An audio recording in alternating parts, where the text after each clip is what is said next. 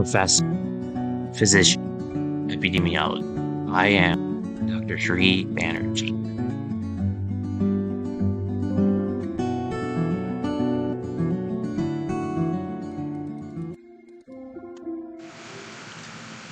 Hello, I'm Dr. Sri Banerjee, core faculty for the College of Health Sciences and Public Policy at Walden University. And in this video, I'm going to go a little bit over how to use in vivo for qualitative analysis. In vivo is a very robust type of qualitative analysis software, which quickly provides you with some useful tools that can then give you a lot of meaning in the type of data that you're looking at. Now, just thinking about the power of qualitative types of data points. Some of the narrative forms have very meaningful sort of information to be gleaned from. Let me give you an example. So, as part of a social change grant in Walden University, I actually collaborated with School of Counseling core faculty member, Dr. Michael Zeroni, and we and several graduate students. We found we were actually able to collect qualitative data from around 330 respondents. And so from this, there was a lot of good qualitative information. And it was important for us to find out what were some of the major concerns that people were experiencing during the pandemic.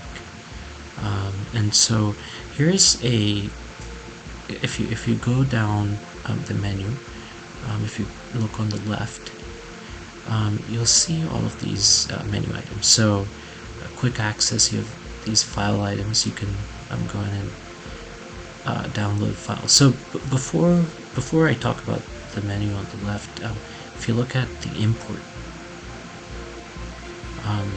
what I did is there was an Excel file.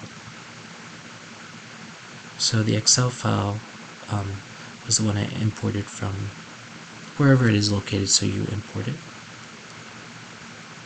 And then once you go in here, it will take about 15 minutes to upload.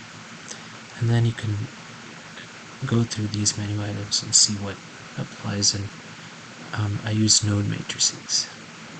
And that took a couple of minutes. And then you can see the sentiment analysis, which is a really important type of analysis I've talked about in different places. But here you can see that a lot of the sentiment of the population was negative surrounding the pandemic.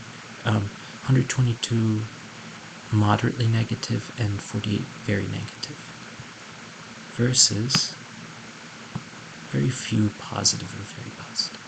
So just that can give very important information when you're trying to compare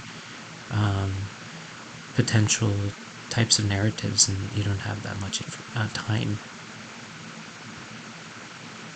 Then looking at the themes, and this can take quite a bit of time when you're looking at it manually. But some of these themes are like activities, care, COVID,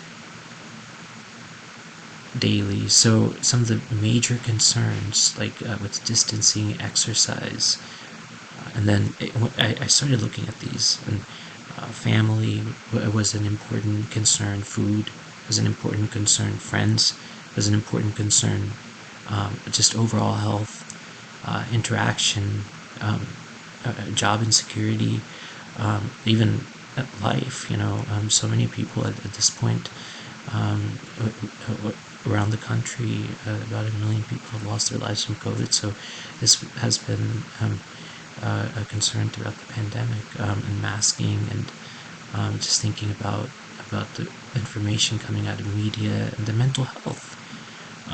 That is something that was really important, and the inability to access the outdoors or talk with people, or the political, the school, the social.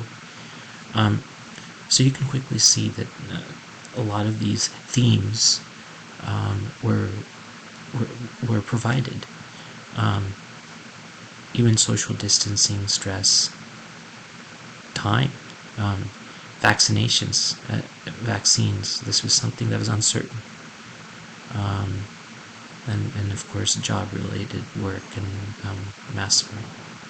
So these are two quick node matrices that can give you really good information.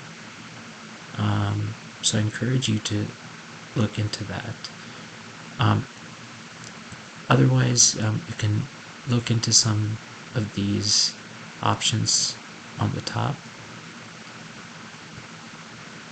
and then take a look at some of these maybe concept maps, and generating concept maps. There's a lot of different features that you can explore if you have this. There's different types of wizards that you can use to create, for instance, a cluster analysis,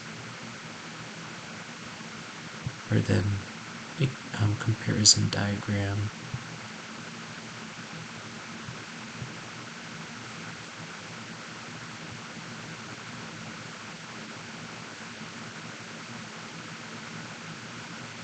And here you have to select the file. So there you have it. Hope you've learned how to create some of these themes and sentiment analysis. Thank you for listening.